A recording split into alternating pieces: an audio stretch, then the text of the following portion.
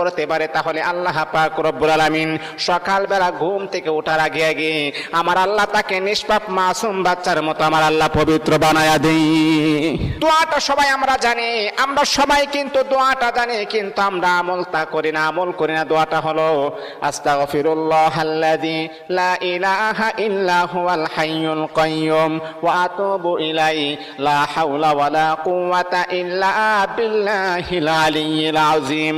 তিনবার যদি আপনি পড়তে পারি, ইনশাআল্লাহ আল্লাহ পাক রব্বুল আলামিন আমার আপনার জীবনের সমস্ত গুনাহগুলোকে আমার আল্লাহ ক্ষমা করে দিবেন।